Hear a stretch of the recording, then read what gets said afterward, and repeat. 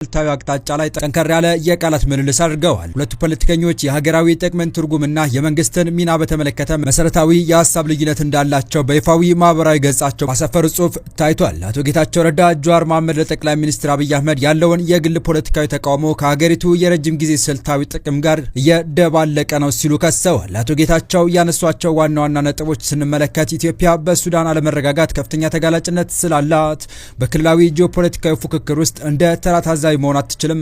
መንግስትን መጥላት ብሔራዊ ደህንነትን ለመጠበቅ የሚደረጉ እርምጃዎችን ሁሉ እንደ ስህተት ለመቁጠር ምክንያት ሊሆን አይገባም። መንግስታት ቢቀያየሩም የሀገር ስልታዊ መልካም ምድር እንደማይቀየር ጠቅሰው ጀዋር ይህንን ልዩነት መለየት አለመቻሉን እንደ ትልቅ ድክመት ገልጸዋል። ጀዋር መሐመድ ለአቶ ጌታቸው ረዳ በሰጠው አጭርና ጥያቄ አዘል ምላሽ የመንግስት አካሄድ በጽኑ ተቃውሟል። ጀዋር በመልሱ ላይ ያነሳቸው ነጥቦች ደግሞ ጠቅላይ ሚኒስትሩ የዘር ማጥፋት ወንጀል እየፈጸመ ነው የሚባለውን የጃንጁዊድ ሚሊሻ በመደገፍ ኢትዮጵያን ወደ ሱዳን ቀውስ ውስጥ እየሳቧት እንደሆነ ገልጿል። የጃንጁዊድ ሚሊሻ መደገፍ እንዴት ብሔራዊ ጥቅምን ማስጠበቅ ሊሆን ይችላል ሲል ጥያቄ አቅርበዋል። ጀዋር የትኛውን አቶ ጌታቸው እንደሚያናገር ግራ እንደሚገባው በመግለጽ አቶ ጌታቸው የአሁኑን መንግስት አቋም ለመከላከል የሚያደርጉትን ጥረት አጣጥሏል። ይህ ፍጥጫ በኢትዮጵያ ፖለቲካ ውስጥ ሁለት ዋና ዋና አመለካከቶች መጋጨታቸውን ያሳያል። አቶ ጌታቸው ረዳ ሪል ፖለቲካ በሚባለውና ሀገራት የራሳቸውን ጥቅም ለማስጠበቅ አስፈላጊውን እርምጃ መውሰድ አለባቸው በሚለው አስተሳሰብ ላይ ሲቆሙ፣ ጀዋር መሐመድ ደግሞ መንግስት በቀጠናው በሚያደርጋቸው ጣልቃ ገብነቶች ሀገርን ላላስፈላጊ ጦርነትና ለሞራል ውድቀት ያጋልጣል የሚል ስጋት እያንጸባረቀ ነው። ጀዋር ራስን እንደ ፖለቲከኛ አክቲቪስት ብታስቀምጥም አቋምህ ግን ለብሔራዊ ደህንነትና ለስልታዊ ጥቅሞች ጥላቻ እንዳለ ይጠቁማል ሲሉ አቶ ጌታቸው ረዳ ለጀዋር መሐመድ በተለያዩ ጊዜያት ለቀረቡ ክሶች ምላሽ ሰጥተዋል። የጠቅላይ ሚኒስትሩ የምስራቅ አፍሪካ አማካሪ ሚኒስትር አቶ ጌታቸው ረዳ ትናንት ምሽት ለፖለቲከኛ ጀዋር መሐመድ ጠንከር ያለ ምላሽ ሰጡ ሲሆን እንኳን ደስ አለ ወንድም ጀዋር በማለት ነው ምላሻቸውን የጀመሩ። በጠቅላይ ሚኒስትሩ ላይ ያለህ የግል ተቃውሞ ከኢትዮጵያ የረጅም ጊዜ ስልታዊ ጥቅሞች ጋር አዳብለህ የምታቀርብበት መንገድ በእውነት የሚደነቅ ነው። ገዢውን ፓርቲ መጥላት በገዢው አካል ፖለቲካና በመንግስት ወይም ብሔራዊ ጥቅሞች መካከል ያለው ልዩነት ከመለየት ነፃ አያደርግህም። ባለፉት ጥቂት ቀናት ውስጥ አንተ ቀድሞ የጠቅላይ ሚኒስትር አጋር የነበርክ አሁን ግን ጠንካራ ተቺ የሆንከው ኢትዮጵያ በሱዳን ግጭት ዙሪያ ስልታዊ ጥቅሟን ለማስጠበቅ የምታደርገውን ጥረት በተደጋጋሚ ስትወረፍ ቆይተሃል። የምታሰራጫቸው አንዳንድ ዘገባዎች ወይም የምታጋራቸው ሀሳቦች በራሳቸው ሲታዩ እውነት ሊሆኑ ይችላሉ። ሆኖም የኢትዮጵያን ስሌቶች እየቀረጹ ካሉት ሰፋ ያሉ ስልታዊ ሁኔታዎች ውጪ ነጥለህ ታቀርባቸዋለህ። እውነታዎች ከቅርጽና ከስልት ተነጥለው ሲቀርቡ በቀላሉ አሳሳች ወደሆነ ትረካ ሊቀየሩ ይችላሉ ብለውታል።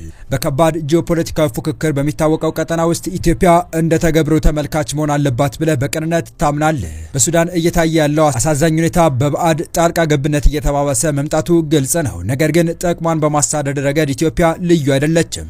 እንዲያውም ከማንኛውም የክልሉና ከዚያም ውጭ ካሉ ሀገሮች ይልቅ በሱዳን አለመረጋጋት ምክንያት የከፋ ጉዳት የሚደርስባት ኢትዮጵያ ናት። በቀጥታ የሚመለከታትና ዋጋ የምትከፍልበት ጉዳይ አለ። ግብጽና ሌሎች የክልሉ ተዋናዮች ገለልተኛ አሻጋሪዎች አይደሉም። ይልቁንም ለሚፈልጉት ተፋላሚ ወገን እንዲያደላ የግጭቱን አቅጣጫ በንቃት እየቀረጹ ነው።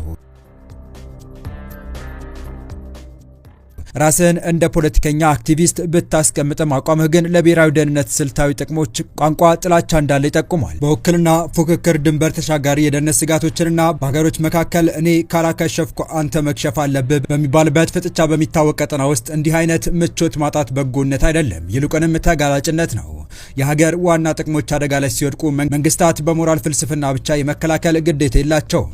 በእንዲህ ያለ አካባቢ የሞራል ልዕልና ለማሳየት መሞከር በስሜት ደረጃ እርካታ ሊሰጥ ይችላል። ነገር ግን ስልታዊ አካሄድ ስትራቴጂ አይደለም። ፖሊሲን መተቸት ተገቢ ነው። ሆኖም እያንዳንዱን እንቅስቃሴ ከጠቅላይ ሚኒስትር አብይ መንግስት ስለመነጨ ብቻ እንደ ስልታዊ ስህተት አድርጎ ማቅረብ በትንታኔ ፋንታ የፓርቲ ቂምን የመተካት አደጋ አለው።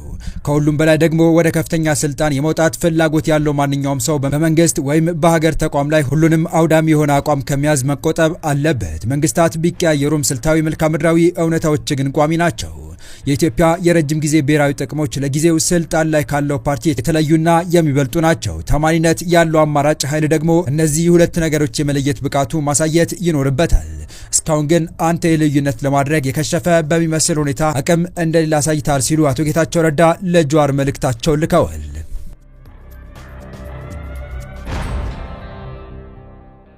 በቀጣይ መረጃ የመቀለው ከባድ ፍንዳታ። በትግራይ ክልል መዲና መቀለ ውጥረቱ ባየለበት በድንገት የተከሰተው ፍንዳታ ከባድ ድንጋጤን ፈጥሯል።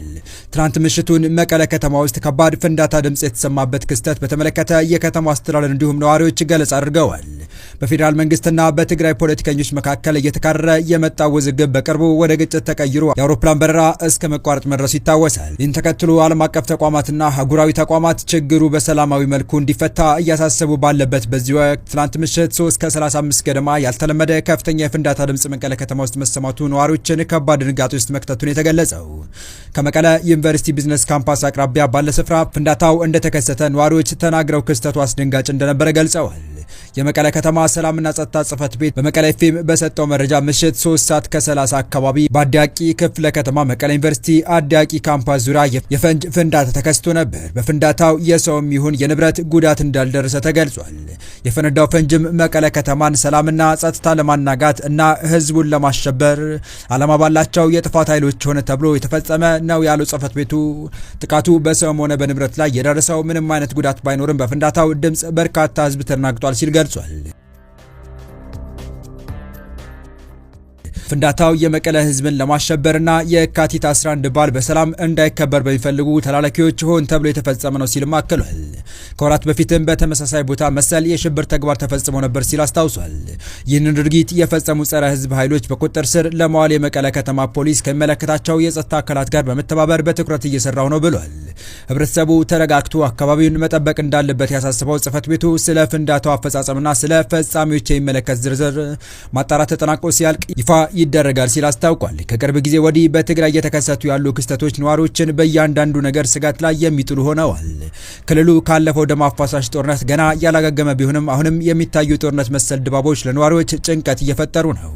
በሌላ በኩል ከሰሞኑ በትግራይ ክልል አዋሳኝ አካባቢዎች ላይ በተለያዩ ግንባሮች ውጊያ መከፈቱ ተከትሎ የአፍሪካ ህብረትና የኢትዮጵያ ሰብአዊ መብቶች ኮሚሽን ተፋላሚዎች ግጭቱን በማቆም ወደ ሰላማዊ ንግግር እንዲመለሱ ጠይቀው ነበር። የትግራይ ጊዜያዊ አስተዳደር በተለይም በምዕራብ ትግራይ አካባቢ ተከፍቶ የነበረውን ጦሩን በማውጣት ለሰላም ጊዜ መስጠት ማስፈለጉን እንደሚያምንበት ፍንጭ የሰጠበት መግለጫ መስጠቱ የሚታወቅ ነው። የተወደዳችሁ የቻናላችን ቤተሰቦች ለአሁኑ ለእናንተ ይመጥናሉ ብታደምጧቸው ታተርፉባችኋላችሁ ብለን የመረጥንላችሁ ዕለታዊ መረጃዎቻችን እስካሁን ያደምጣችኋቸው ነበሩ። በተመሳሳይ ሀገራዊና ቀጠናዊ ጉዳዮች እንዲሁም ዓለም አቀፋዊ የጂኦፖለቲካ ወታደራዊና አነጋጋሪ ክስተቶችን ለበለት ተከታትለን በትኩስ ይዘን እንደምንቀርብ እያሳወቀን የቻናሉ ቤተሰብ ካላችሁ ሰብስክራይብ፣ ቪዲዮን ላይክ እና ሼር በማድረግ ተደራሽነታችን ታሰፉ ዘንድ አክብሮታዊ ግብዣችን ነው። አበቃን። ሰናይ ጊዜን ተመኘን።